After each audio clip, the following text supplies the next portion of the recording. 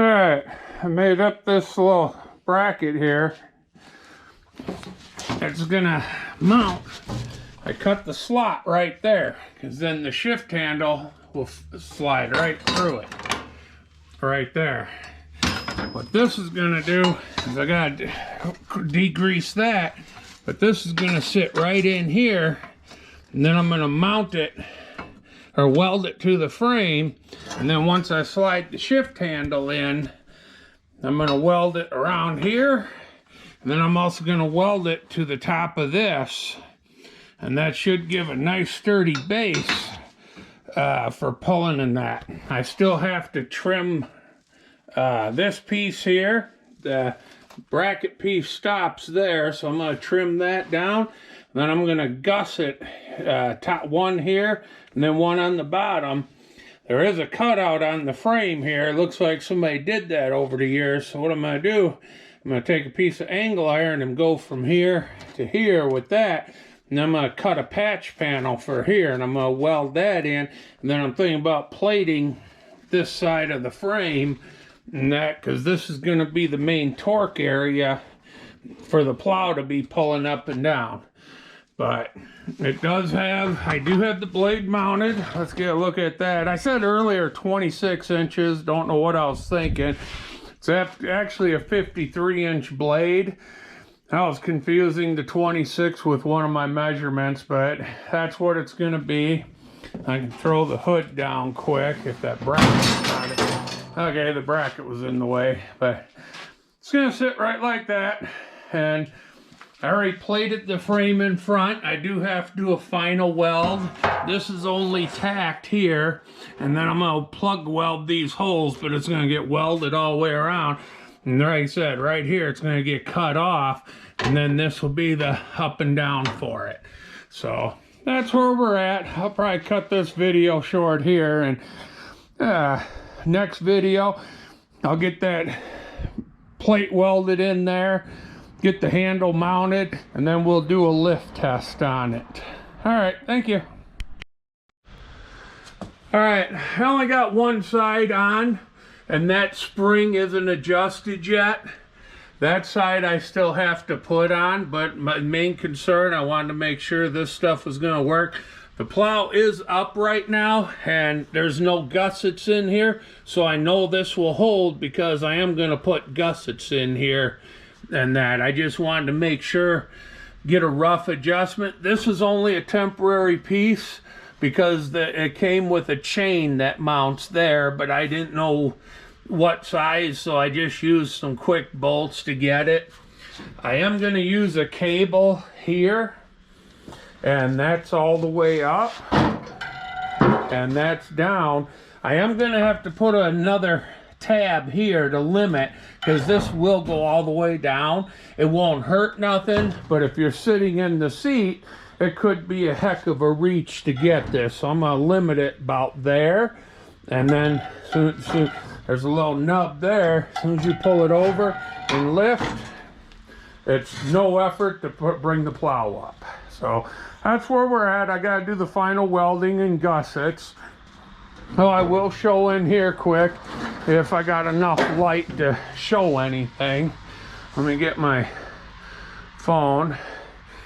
I did get that bracket put in there. I've still got a little bit of welding to do on it. Still got to weld this, but I mean, everything's working how it should, so I think we're good to go. We just like I said, some final adjustments, and it's pouring rain outside right now, so I can't put the generator outside to weld, so I'm kind of stuck there. So kind of a wasted day. Got off work early, and that was for nothing, but all right, that's where we're at. Yeah, that's all done. Got it back off. Did the final weld on the front. Threw some paint on it. Doing a cable. I did get the battery tray made. The gas tank is going to go here. I got the final weld done on that bracket I put in there. The final weld's done on all this. If I Get an angle where it ain't blinding us. So that's done. I was hoping to get the blade on and the engine in, but unfortunately might have to stop. And well, I do have to stop because the neighbor's tree decided to come down. So this is going to be my priority today. Is I got to cut out these 3 panels and go and do it. I can still get these old panels. These are from the 60s, but I have to have them custom made. And they come in 10-foot lengths, $30 a panel. So I'm just gonna use the regular different pattern, but this is the back side of the garage. So, but that's where we're at. So I'll probably just get this video edited and put up, and I guess I'll have to do a part 3 to go and do that. I did get the 3-point hitch taken off of the tractor because this is going to be a plow tractor. If somebody wants it with implements, I do have a plow that goes on that for plowing dirt, and I do have a rake, but otherwise it's just going to be for plowing snow. All right, thank you. Hi, sorry about the delay. I lost workroom because I moved everything up, but got the roof patched and it's caulked up, so at least we're sealed up again.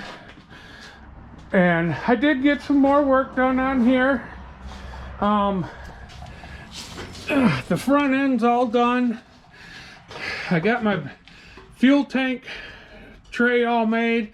It's all one piece. Battery's gonna go here. It's 4-sided. Fuel tank here. I do have to still put a rubber pad underneath, and then I'm just gonna run a bar or a band up, over, and down, and it'll tie down both the gas tank and the battery. And that, but that's my battery tray.